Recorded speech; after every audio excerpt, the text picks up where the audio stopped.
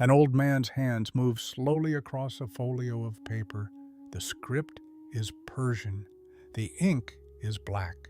The light is the light of a museum. He has been dead for 700 years. The man who wrote this page wrote the history of the men who killed him.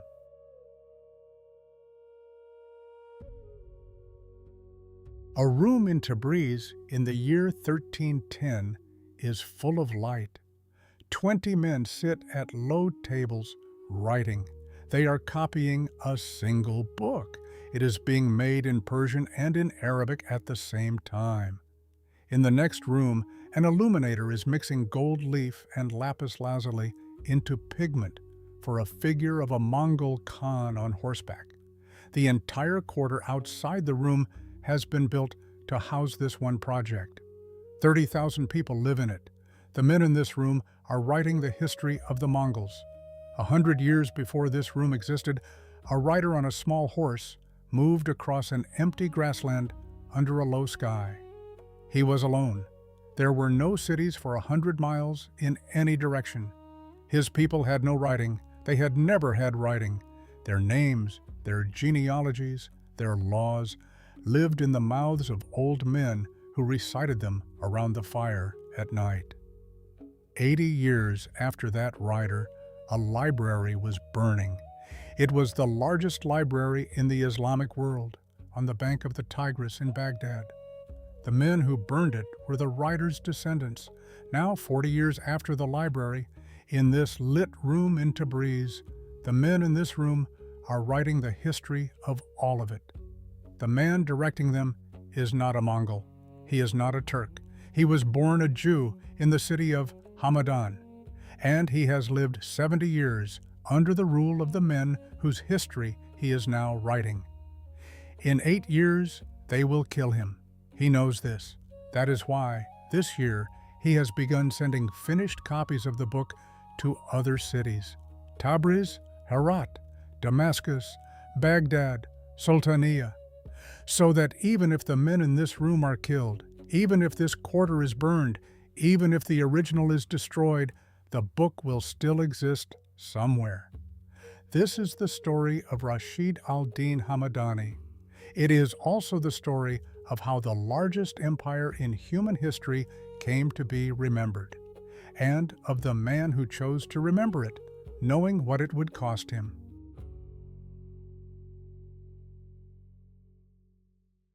A shepherd walks at the front of a small herd of horses up the long bank of the Onon River. It is late afternoon in early autumn. The grass has turned the color of old straw. The horses are short and thick-coated, and they follow him without being led. He is wearing a coat of heavy felt over a leather tunic and a short curved sword tied at the hip. The sword is for wolves, not for men. The wind off the steppe is already cold. From a cluster of round felt tents ahead, smoke rises straight up into a low gray sky. He can smell the cooking inside one of them, mutton boiled with wild onion. He has no name that history will remember. His tribe is called the Borjigin. Around them, in every direction, are the other tribes, Merkits, Tatars, Naimans, Karayats, who raid each other in summer for horses, women, cattle, and revenge for last year's raid. None of them write. None of them have ever written. Their names and the names of their fathers and grandfathers live in the memory of the old men who recite them on long nights in a low, chanting voice while the children fall asleep. When an old man dies, what he was holding dies with him. The shepherd does not think about this. It is the way the world is. His own grandfather's father is a name he can recite. Before that, the names blur. He does not need to hold them. The old men hold them. That is enough.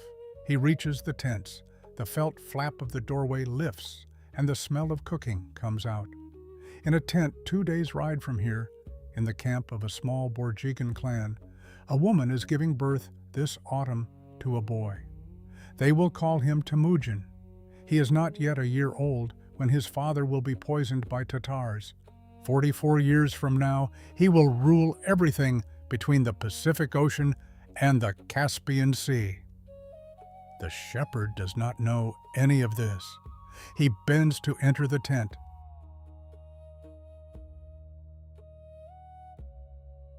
Temujin stands on a low wooden platform in the white tent of the assembly. He is 44 years old. His face is weathered. His beard is dark, beginning to gray at the corners of the mouth. He is wearing a heavy coat of black sable. He is not dressed for the moment. The moment is dressed for him. It is the spring of 1206. 1,000 tents are pitched in the valley of the Onon. Inside this one, the chiefs of 9 tribes sit on layered rugs in a wide circle. Among them are the Möngkes, who kidnapped his wife, and the Tatars, who poisoned his father. He destroyed both. The Karaites and the Naimans, whose khans he killed, sit beside them. They are all his now. In front of him stands the shaman Teb Tengri, wrapped in white furs. The shaman speaks. The voice carries. He gives Temujin the title Genghis Khan, universal ruler, Khan of Khans. Outside the tent, a single white standard is raised, a pole topped with 9 tufts of white yak hair. This is the tug. It is the standard of the man who rules everything from here to the edge of the visible world. 1,000 horses, arranged in concentric rings around the valley, begin to stamp the ground in unison. The sound is felt before it is heard. The valley shakes. Temujin steps down from the platform. What he has built is unprecedented. The tribes around him have been at war with each other for centuries. He has stopped it by killing the men who would not submit and by adopting into his own household the sons of the men he killed. 2 years before, he captured a Uyghur scribe named Tata Tonga, who carried the seal of the defeated Naiman Khan. Temujin asked what the seal was for. The scribe explained writing. Temujin had him stay. He ordered that the Mongol language be set down in the Uyghur alphabet, so that orders could be sent across distances and not be forgotten. He has invented a written administration for a people who have no writing of their own. He has not ordered anyone to write his own history. Writing is for orders. History is for the old men around the fire.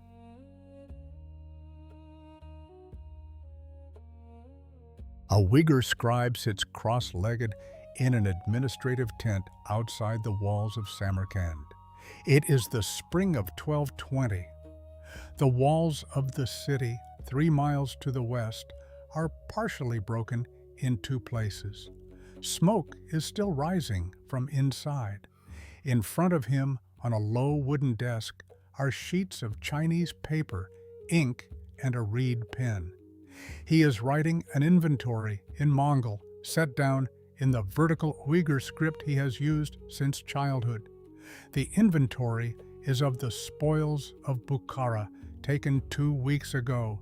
The numbers are large. He has been at this work for 14 years. He himself is not Mongol. He is one of hundreds of foreign clerks who keep the empire moving. Outside the tent, the empire moves. In 14 years, it has moved farther than any empire in history has moved in 14 centuries. The Tangut kingdom is broken. The Jin dynasty of northern China is in retreat. The Khwarezmian Shah, who killed Mongol envoys, is being hunted across Persia. He will die alone on an island in the Caspian Sea. His cities are being taken one after another. The taking is not gentle. At Bukhara, Genghis Khan entered the great mosque on horseback and ordered the chests of the Quran scattered on the floor as troughs for horse feed. He climbed the minbar and addressed the city's notables. The words are recorded by Juvaini, a Persian historian who heard them from those who survived. The Polish is his. The shape of what was said is real. I am the punishment of God. If you had not committed great sins, God would not have sent a punishment like me upon you. Bukhara was given to the soldiers. What followed was 3 days that the survivors would not describe. Merv, 2 months from now, would lose more. Nishapur, a year from now, more still. The Uyghur scribe finishes the line. He cleans the pen. He moves on to the next inventory. In 7 years, Genghis Khan will be dead. He will leave an empire larger than Rome ever held. He will leave no written account of his own life. The men around him know him by what he has done.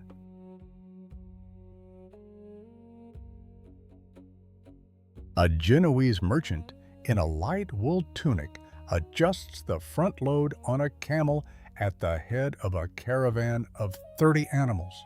It is mid-July. The high plateau of Persia is dry, and the heat makes the air shimmer. He is between the cities of Tabriz and Sultania. Tied at his belt is a piece of silver the length of his hand.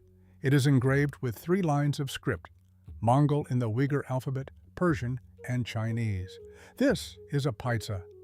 It is the imperial pass that authorizes him to use the postal stations of the empire, change horses freely, and travel under the protection of any Mongol officer he encounters. With it, he can go from this hot plateau to the coast of the Pacific Ocean without being asked once who he is. Beside him ride 2 interpreters and a light military escort of 4 Mongol horsemen who chew dried curd in silence. The cargo behind them is silk from China sewn into bales. He bought it 11 months ago in a market north of Beijing. He will sell it in 9 months in Genoa for many times what he paid. The journey is possible because of a system the Mongols built. Every 25 miles across roughly 5,000 miles of road, there is a station. Fresh horses, a place to sleep, food, a clerk who records every traveler. The system is called the Yam. It was set up by Ogodai, the second great Khan, 80 years ago. Between roughly 1250 and 1340, this network does something that has not happened before. A merchant in Genoa can buy silk woven near Hangzhou and have it in his hands within a year. A Persian astronomer can read a star table compiled in Beijing. A Franciscan friar can travel from Lyon to the Mongol capital and back and write a book about it. A Venetian boy named Marco Polo can leave Venice at 17 and return at 41. And what he reports will be so strange that men will refuse to believe him for 2 centuries. The Genoese merchant flicks the reins. The camels move forward. The paisa taps gently against his hip. He is not curious about the men who built this. He is grateful for them. The men who built it are not yet writing about themselves.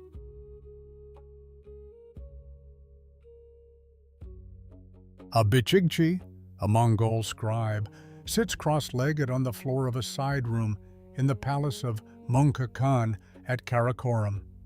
It is the winter of 1252.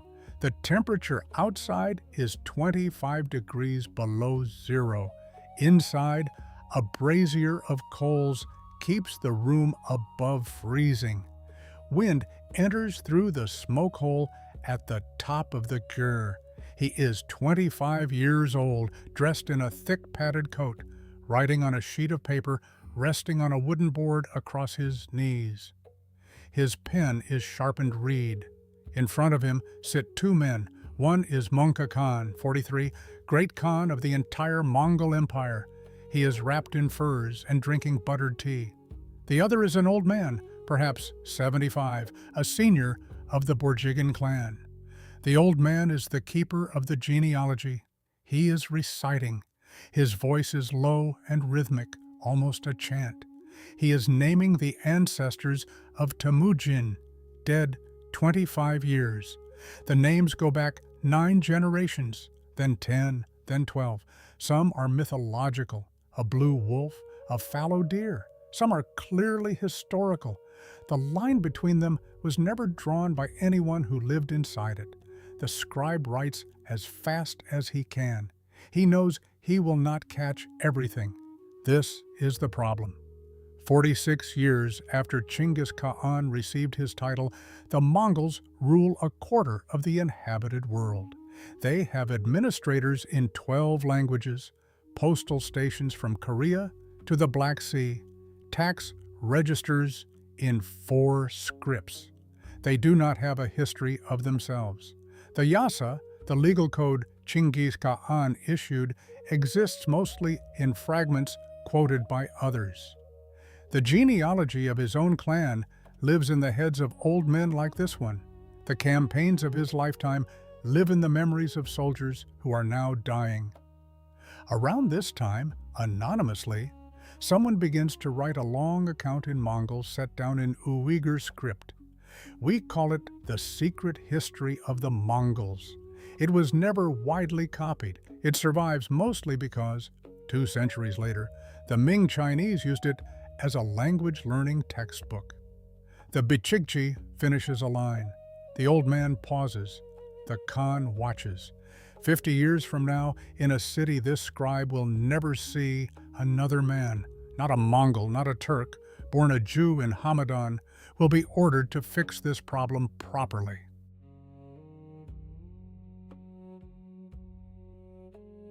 We have come from a shepherd on the Onon River to a Mongol scribe in Karakoram trying to write down a genealogy faster than an old man can speak it.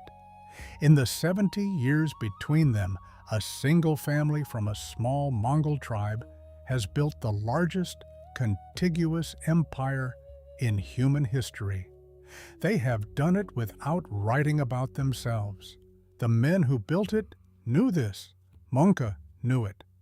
That is why a scribe sits in his palace in the winter of 1252, taking down what the old men still remember. But the work is partial.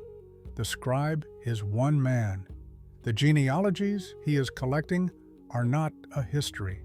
They are a foundation for one, if anyone ever decides to build it.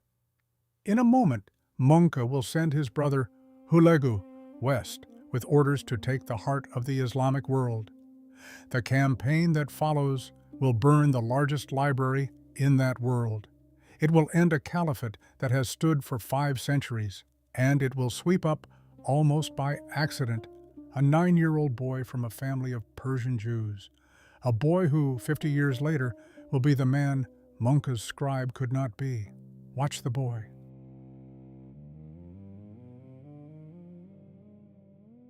Möngke Khan sits on a raised platform covered in layered carpets in a great campaign tent at Karakoram. It is the summer of 1252. The opening of the tent is tied back, and beyond it the steppe is yellow with late grass. The air inside smells of fermented mare's milk, leather, and the bodies of perhaps 100 men. He is 43 years old. He is the grandson of Genghis Khan, the son of Tolui, and he has been great Khan for 2 years. Of all the descendants of Genghis, he is the one who most closely resembles the original, careful, hard, methodical, not interested in pleasure. He has spent his first year on the throne purging cousins who supported other candidates. He has spent his second year planning what comes next. In front of him, kneeling, is his younger brother Hulegu. Hulegu is 34. He is broad-shouldered, dark-eyed, married to a Christian princess of the Karaites named Dokuz Khatun, who is sitting at a distance behind him. Beside Hulegu kneels his elder brother Kublai, 37, who has been given his own assignment: subdue the Song dynasty in southern China. Möngke speaks quietly.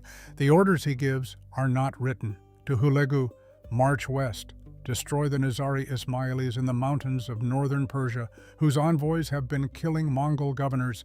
Then go to Baghdad. If the Caliph submits, accept his submission.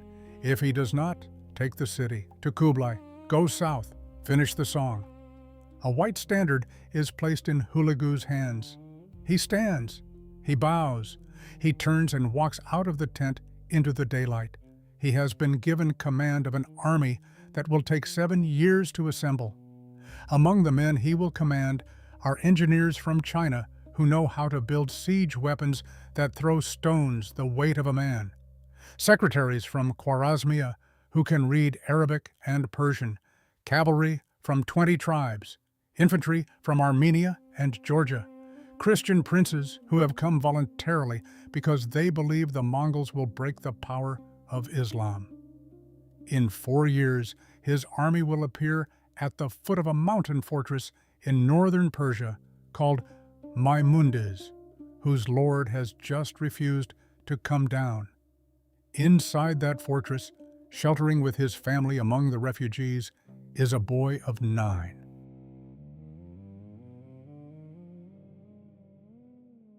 A boy of 9 is crouched against the inner wall of a stone fortress 2,000 meters above sea level. It is the morning of November 15th, 1256. He is wrapped in a heavy wool cloak that was too big for him when his father put it over his shoulders 3 weeks ago, and is still too big. His face is gray with dust. The fortress is called Maimundez. It sits on a ridge in the mountains of northern Persia, in the region called Dalam. The boy has been inside it with his family for 2 months. Through a crack in the parapet at his eye level, he is watching the valley below. In the valley is the army of Hulagu.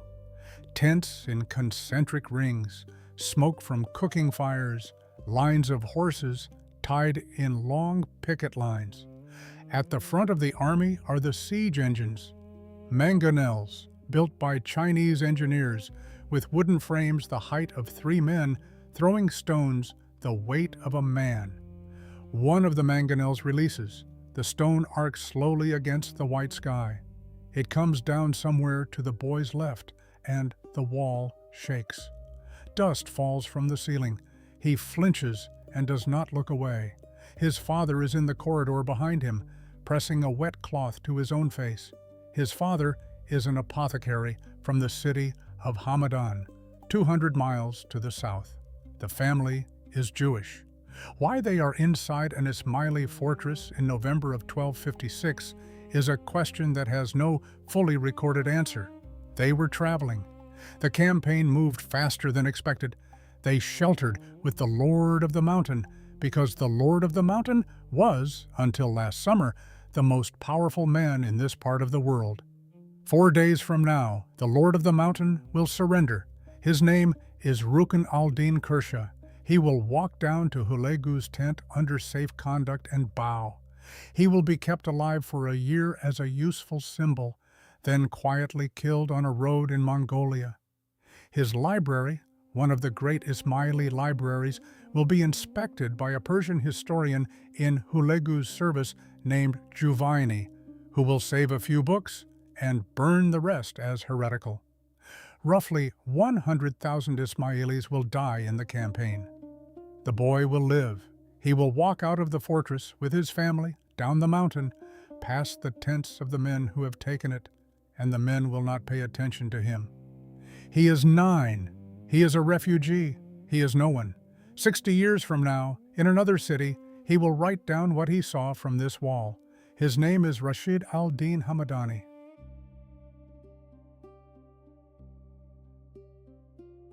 Hulagu Khan stands in front of a low folding table inside his command tent, 100 miles east of the Tigris. It is January of 1258. He is 39 years old. He has been on this campaign for 3 years already, and the slowest part is about to end. On the table is a map of Mesopotamia drawn on stretched calf skin. Beside it is a list of his army, written in the Uyghur script by a clerk earlier this morning. The numbers are large enough that Hulagu reviewed them twice. 138,000 Mongol soldiers, auxiliary forces from the Christian kingdoms of Armenia and Georgia, a contingent of Frankish knights who have come because they believe the Mongols will deliver Jerusalem, engineers from China, carts of siege equipment, pack animals into the tens of thousands. A Uyghur scribe sits cross-legged on a carpet at the side of the tent taking dictation. Hulegu is composing a final letter to the Caliph in Baghdad. The letter is in Persian, the language of diplomacy in this part of the world. The terms are the terms Möngke specified 5 years ago. Submit, contribute troops to future campaigns, keep your title. The Caliph's name is Al-Mustasim. He is the 37th of his line. His family has ruled in name and sometimes, in fact, from Baghdad for 508 years. Every Friday prayer across the Sunni world is offered in his name. He is the symbolic center of Islam. He has replied twice to letters of this kind from Hulegu. Both replies have been variations on the same idea, that if Hulegu attacks Baghdad, the entire Muslim world will rise. The Caliph believes this. Some of his advisors believe it. Some do not and have stopped speaking. Hulegu dictates the last line. The scribe finishes. The letter is rolled, sealed, given to a messenger. The army will cross the Tigris in 3 weeks. The siege engines will be assembled within sight of the city walls. The floodgates upstream will be opened to drown the Caliph's vanguard before it can reach the field. Hulegu has not been told to feel anything about this. He does not. He is the grandson of Genghis Khan. The city in front of him refuses to come down. That is the situation. The situation has a known solution.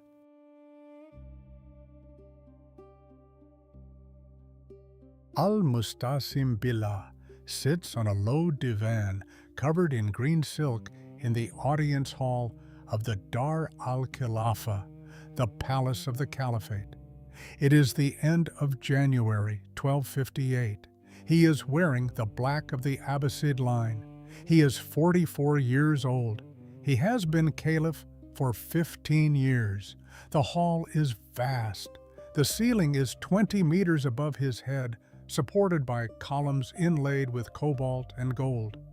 Oil lamps hang on silver chains and cast a soft yellow light.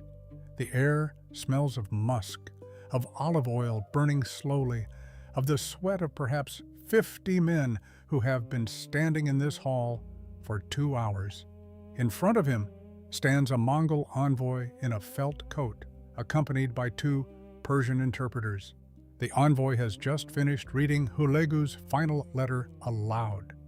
To al-Mustasim's right stands his vizier, Muhammad ibn al-Alqami, a Shia from a Persian family who has been advising for weeks that the Caliph must negotiate.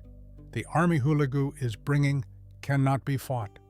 The walls of Baghdad cannot be defended against engines that throw stones the weight of a man.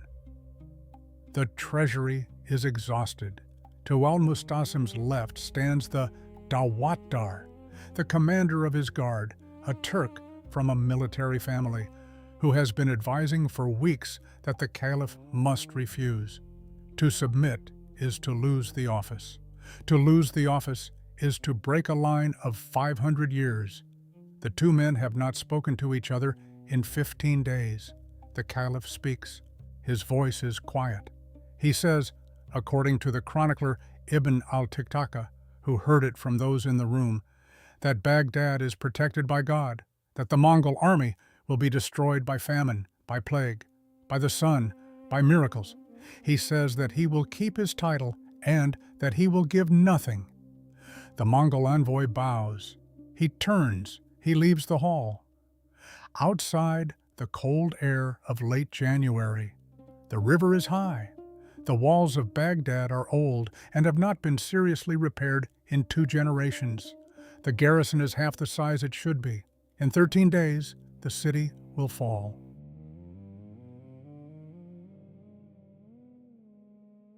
A copyist is working in the basement of the House of Wisdom on the night of February 12, 1258. She is perhaps 30. She is wearing the gray dress of the women who work in the libraries, and her sleeves are tied back with cord. There is dust on her hands and her hair from the manuscripts she has been packing. The library is the largest in the Islamic world. It was founded by the Abbasid Caliphs 450 years ago.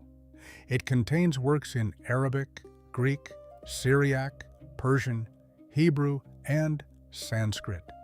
It holds the only surviving copies of certain treatises of Aristotle, the medical manuals of Galen, translated by Hunayn ibn Ishaq, the astronomical tables of Al-Khwarizmi, the algebra that gave that science its name. She is in the basement because she has been told to hide the manuscripts. The city fell 2 days ago. By the 11th, soldiers were inside the palace district. The Caliph has been taken into custody. His sons have been killed. Tonight it is the second night of the sack. From the floor above her, she can hear shouting. She can hear metal striking wood. She can hear very clearly the sound of parchment being torn, that specific dry sound that nothing else in the world quite produces. She is holding a stack of codices against her chest. She is climbing down into a storage well that was used for keeping books dry in the wet season. She will put them at the bottom and cover them with cloth. It will not be enough. She knows it will not be enough. Above her, she hears a different sound. A whoosh, the smell of pitch. The fire is starting in the long corridor of scrolls. In 10 minutes, the flame will reach this room. It will reach the basement an hour later. She will not come out. What follows over the next 7 days is the destruction of one of the largest concentrations of written knowledge in the medieval world. The estimates of the dead in the city vary widely. Hulegu's own report says 200,000. Some Muslim chroniclers say 2 million. Modern historians believe the true number was smaller and that part of the dying came in the months afterward, from disease that moved through a city whose water and grain stores had been destroyed. The Caliph is brought out of the palace on the 15th of February. He is rolled in a felt carpet and trampled to death by horses because Mongol custom forbids the spilling of royal blood on the ground. The line of the Abbasids ends with him after 5 centuries. The Tigris, by some accounts, ran black with the ink of books for days. Somewhere, in the months that follow, a question begins to form. It does not yet have a name. It is the question of who, after all this, will write down what the men who did this were and where they came from, and how they came to be at the gates of the largest library in the Islamic world on the night that woman went down into the well.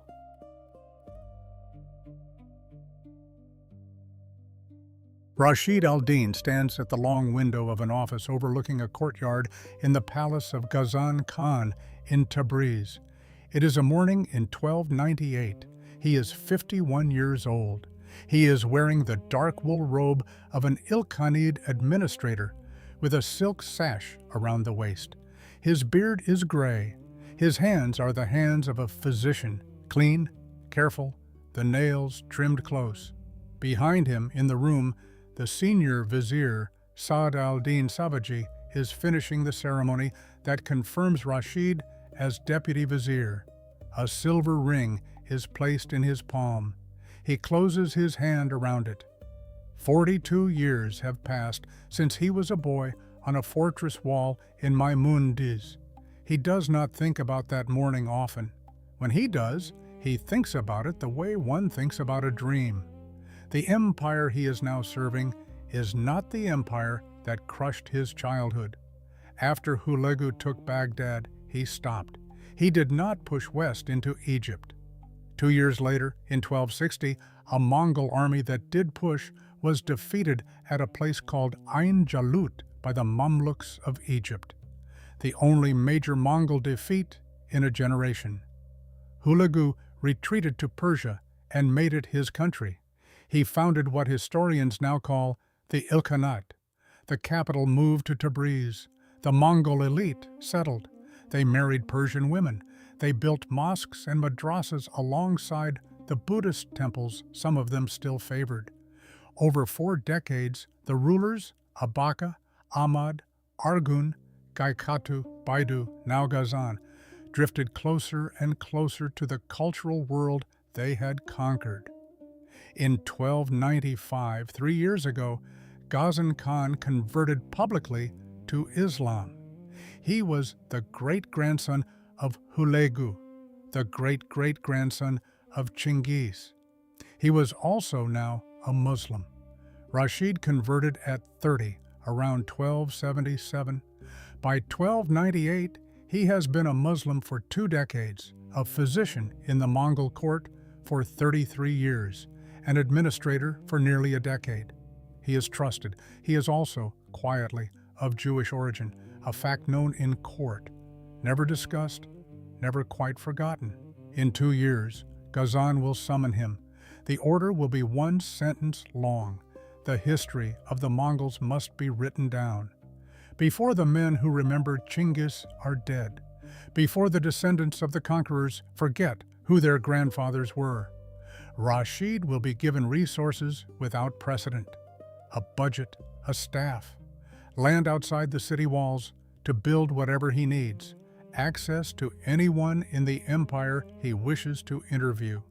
He will spend the next decade building the largest writing operation in the medieval world.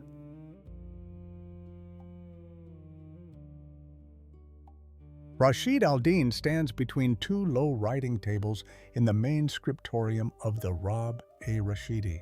It is a morning in 1310. He is 63 years old.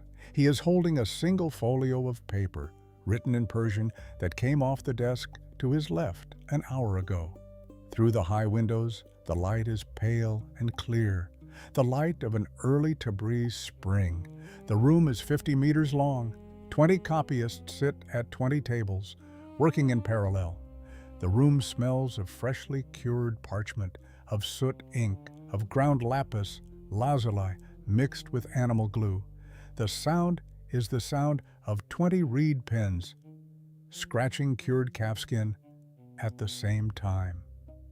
On the desk to his left, a Persian copyist is writing a section about Genghis Khan. On the desk to his right, an Arab copyist is writing the same section in Arabic. The 2 languages run in parallel through the whole building. Every word that enters the book enters it twice. Across the courtyard, a Chinese illuminator who came from the Yuan court 2 years ago is mixing pigment for a battle scene between Genghis and the Tatars. The blue he is grinding is lapis from Badakhshan, more expensive by weight than silver. In a third room are the translators, a Nestorian monk from Syria with manuscripts about the Crusades, a Buddhist scholar from Kashmir dictating a genealogy of the kings of India, a historian who came west with a wagon of Chinese chronicles. Rashid speaks to each of them himself. The book has a name. It is called the Jami al-Tawarik, the Compendium of Chronicles. The first part is the history of the Mongols, from the steppe tribes through Genghis and his sons to the Ilkhans. The second is a universal history, Adam through the prophets, the Persian kings, the Arab caliphs, the Franks, the Indians, the Chinese, the Jews. The third is a geography of the known world. No one has ever attempted a book of this scope before. His chief informant for the Mongol section walks across the courtyard now. His name is Bolad Akka. He is a Mongol of the Durbit tribe, an ambassador from Kublai Khan in China, fluent in 3 languages, and the man who personally remembers the names of the families of the men who rode with Genghis. Without him, the Mongol section could not be written. Bolad will die in 3 years. Rashid knows this. So does Bolad. Rashid closes the folio in his hand. He writes a destination on the cover. Herat. The folio will go into a wooden case with 12 others by the end of the week. The case will leave Tabriz in a caravan with a paisa. Ghazan, before his death, issued a decree: a complete copy of the Jami be made each year in Persian and in Arabic and sent to every great city of the lands of Islam. Oljaitu, Ghazan's brother and successor, has confirmed it. The cities on the list are Tabriz, Sultaniya, Herat, Baghdad, Damascus, Cairo. By the time the book is finished, roughly 20 illustrated copies will exist in the world. Rashid is not doing this for vanity. 2 years ago, his colleague Saad al-Din Savaji, the same man who placed the silver ring in his palm in 1298, was executed by Oljaitu. The court is what it is. The next Khan will be a child. The men around the next Khan will look for someone to blame. He is sending the book out into the world because he knows what may happen to the man who wrote it. The book will exist whether or not he does.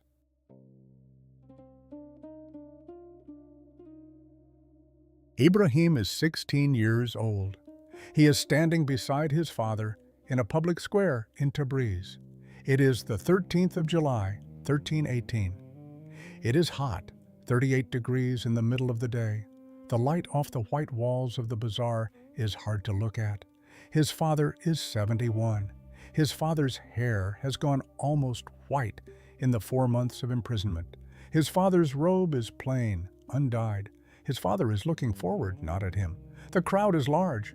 The charges have been read aloud already. Conspiracy in the death of Oljaitu 2 years ago. Concealment of Jewish origins. The boy has heard his father give one of his answers, recorded by a chronicler who was present. How could I do such a thing? I was a Jewish pharmacologist, a physician, a weak person who rose to a high rank. The court did not accept it. Ibrahim is 16. He was named after the prophet Abraham. He is going to die today next to his father. He does not look at the executioner. He looks at his father's hand, open and at rest at his side. The execution takes place. Afterward, Rashid's head is placed on a long pole. A soldier on horseback carries it through the streets of Tabriz. The crowd that follows chants the words that the chroniclers preserved. This is the head of the Jew who abused God's name. On the other side of the city, that same day, soldiers enter the Rab-e Rashidi. They take what is portable. They burn what is not. The scriptorium is destroyed, but the copies have already gone. The Ilkhanate does not last much longer. Abu Sa'id, the Khan who ordered the execution, dies in 1335 without an heir. The dynasty fragments. Rashid's son, Ghayath al-Din, who had escaped the 1318 purge, returns to court in 1327 as vizier to the same Abu Sa'id who killed his father. He tries to restore the Rab-e Rashidi. In 1336, he is executed in his turn. Around 1404, the conqueror Timur passes through Tabriz. His son Miran Shah governs the city briefly. Under Miran Shah, the bones of Rashid are exhumed from the Muslim cemetery where they had been buried and moved to the Jewish cemetery on the edge of town. Almost a century after the execution, the gesture is completed. The convert is returned by force to the category he had tried to leave. The manuscripts travel. The Persian copies stay mostly in Persia, copied and recopied through the Timurid, Safavid, and Mughal centuries. The Arabic copies move west, Damascus, Cairo, eventually Istanbul. The work is cited by Muslim historians for the next 300 years as a source. The author becomes a name attached to a citation. The man fades. One Persian copy, made in 1314 in Rashid's own scriptorium, leaves Persia entirely. It travels east with merchants. It arrives in Delhi at the Mughal court, sometime in the 16th century. It is held there for 200 years. In the 1740s, it is divided into 2 parts, both parts remain in India. In the early 19th century, officers of the British East India Company begin buying Persian manuscripts in North India. A Scottish officer named John Bailey of Leys acquires one of the divided portions in Lucknow. He brings it back to Britain. After his death in 1833, it passes into the collection of the University of Edinburgh. In Paris, in the same decade, manuscripts of the Jami, from a different line of descent, purchased from agents in Cairo and Tabriz, are sitting in the Bibliothèque Royale. They are waiting to be read.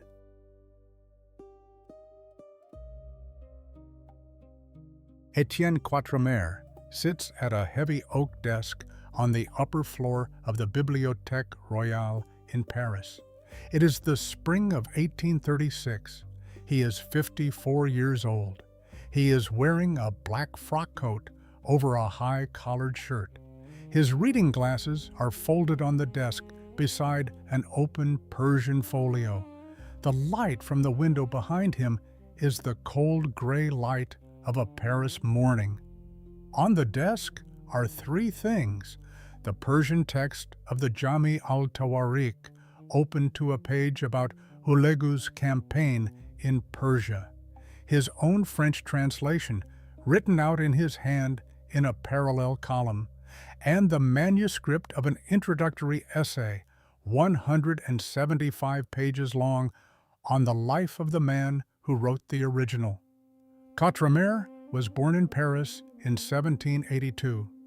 In 1793, when he was 11, his father, a cloth merchant who had been raised to the minor nobility by Louis XV, was taken from their house by men in red caps and guillotined in a square not far from where Quatremer now works. His mother, who knew Latin, took him to the countryside and hid. He grew up in the shadow of a public execution. He learned Arabic. He learned Persian. He learned Hebrew, Syriac, Coptic. He became an Orientalist at a time when the field was being built, mostly by men sitting at desks like this one. The Persian folio on his desk came to the bibliothèque from agents working in the Eastern Mediterranean in the previous century. Until Quatremer began this project 10 years ago, no one in Europe had read it carefully. He has spent the last decade doing the work. The result is a single volume that will appear later this year from the Imprimerie Royale. The title will be Histoire des Mongols de la Perse. He writes the final sentence of the introduction. The sentence states the purpose of the publication. L'objet de cette publication est de réhabiliter la mémoire d'un fonctionnaire infatigable. The purpose of this publication is to rehabilitate the memory of a tireless servant. He does not write down anywhere that his own father was killed by a tribunal 43 years before.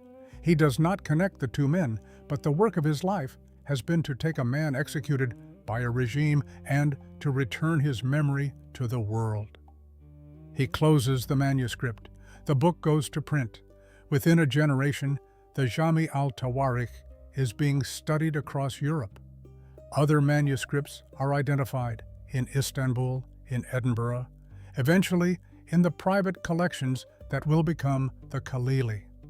Fragments of it are now visible behind glass in museum cases in 3 cities, photographed by visitors who will not know the name of the man who wrote it or the name of the man who brought it back.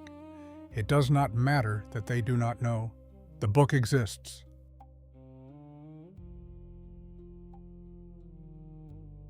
A folio of the Jami al-Tawarikh sits behind glass in a museum case in Edinburgh.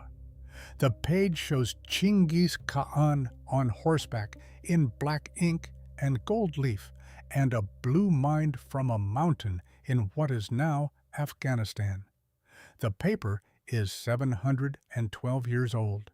The script is the curved Persian naskh of a copyist who worked under Rashid's direction in 1314. Visitors walk past it. Some of them stop. Most do not. The Mongols built the largest contiguous empire in human history. They moved farther in 80 years than Rome moved in 800. They linked the Pacific to the Mediterranean. They created the first sustained period of overland trade across the entire Eurasian landmass. They also destroyed cities and libraries and ways of life that no one ever rebuilt. They did not write themselves down. The shepherd on the Onon River had no writing. The grandson of the shepherd, Genghis Khan, adopted a script for orders, but not for history. Möngke Khan in Karakoram tried to have an old man's genealogy taken down by a scribe in winter, and the work was partial. The secret history of the Mongols survived almost by accident, as a textbook for Ming Chinese students learning a foreign language.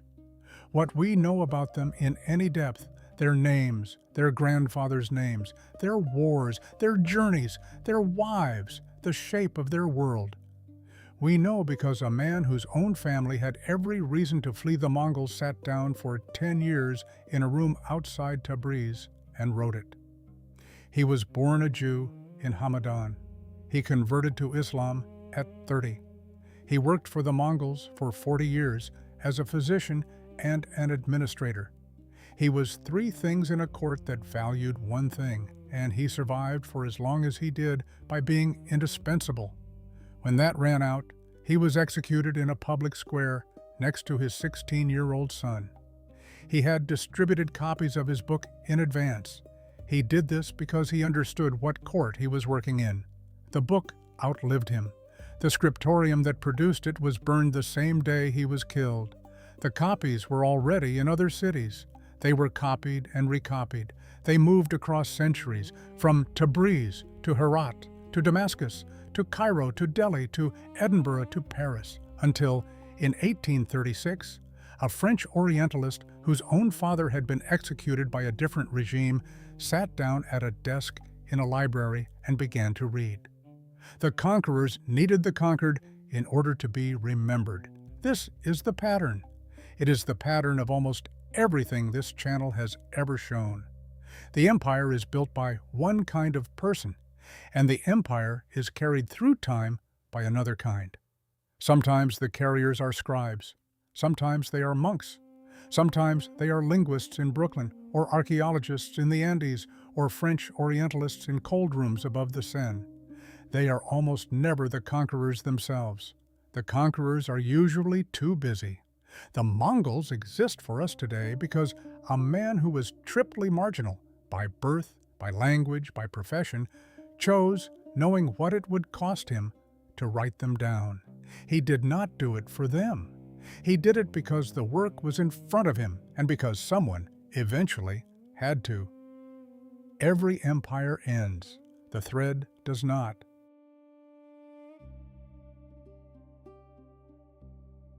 We are used to thinking that civilizations write themselves, that a culture's history is told in its own language, by its own people, in its own words. It is almost never true. The Mongol Empire was written in Persian by a Jew for a Mongol Khan who could not read it. The next civilization this channel will examine was written in Greek by a priest of Marduk for a Macedonian king who had inherited what was left of Babylon. The man's name was Berossus. He served in a temple that had stood for 2,000 years before he was born. He chose to set down the history of his people not in the language that priesthood had used since the time of Hammurabi, but in the language of the conqueror, because the conqueror was who was going to read it. Why does a man write the history of his own people in a language his own people no longer speak? What does he hope to save by doing it? And how much of what he wrote was true? Subscribe to The Long Thread. The next civilization is being prepared.